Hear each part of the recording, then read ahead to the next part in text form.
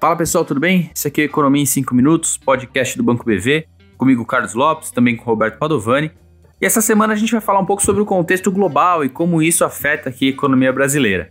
O mercado ele tem ficado dividido entre duas narrativas principais. De um lado, uma preocupação de uma desaceleração mais aprofundada da atividade econômica, que possa levar a uma recessão em algumas das principais economias, e de outro, uma inflação ainda muito elevada e resistente, que tem obrigado os bancos centrais a continuar retirando estímulo e manter uma postura mais dura contra a inflação. E essa tem sido mais ou menos a história americana, que tem encontrado um meio do caminho aí entre essas duas narrativas. De um lado, a desaceleração não é tão profunda, a ponto de se tornar uma recessão mais espalhada na totalidade aí da economia, e de outro, a inflação continua muito elevada e muito resistente. Essa desaceleração econômica ela não foi forte o suficiente para afetar alguns setores, como o setor de serviço americano, que ainda se beneficia de um mercado de trabalho muito forte e contribui para que a inflação siga alta e resistente. Então, a economia americana segue no meio do caminho entre essas duas histórias. Já a Europa tem um quadro um pouco diferente, com uma desaceleração muito mais aprofundada, uma cara de recessão muito mais clara, em função de diversos problemas. A gente tem problemas climáticos, problemas relacionados aí à guerra na Ucrânia, que tem dificultado muito a produção na Europa, e isso deve levar a uma recessão mais clara por lá. Já na China, a gente vê que o país deve estar passando pelo seu pior momento agora. O país teve muita dificuldade de estimular a demanda até agora, dado que vinha com as políticas de Covid-0, o que prejudicou bastante a atividade econômica. A partir de agora, além dessas políticas poderem ser flexibilizadas daqui para frente, a gente tem também muito estímulo sendo dado, virou uma prioridade para o governo chinês reestimular a economia nesse momento e, portanto, a gente deve ver daqui a alguns meses a economia chinesa retomando o crescimento novamente.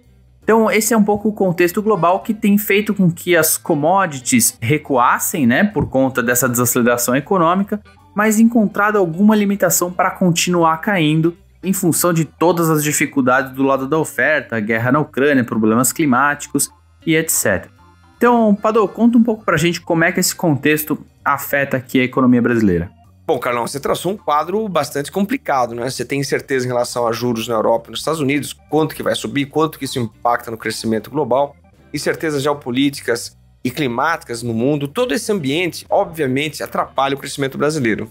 Historicamente, a gente sabe que são dois canais principais de comunicação da economia internacional com a economia brasileira. O primeiro deles, obviamente, exportação de matérias-primas, exportações de maneira geral. Quando o mundo cresce menos, demanda menos produtos brasileiros e, portanto, as exportações tendem a ser impactadas. Mas tem um canal mais importante, que é o canal financeiro. E aí o que a gente está vendo é, nesse quadro de instabilidade, de indefinição, isso assusta os investidores internacionais, né?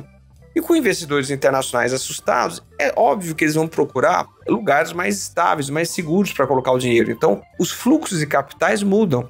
O resultado é que, com menos dólar aqui no Brasil, a moeda tende a ficar depreciada, a moeda brasileira.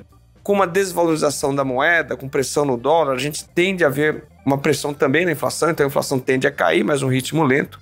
E isso faz com que o Banco Central mantenha juros elevados por mais tempo, encarecendo o crédito. Então a gente acaba importando a desaceleração global também pelo canal financeiro, porque os investidores internacionais estão mais assustados. Mas esse ambiente confuso no mundo assusta também o consumidor e o empresário brasileiro, né? A gente tem que lembrar também que não são só instabilidades globais, tem muitas dúvidas fiscais e políticas no Brasil, portanto, um ambiente confuso que faz com que consumidores e empresários posterguem suas decisões de consumo e investimento.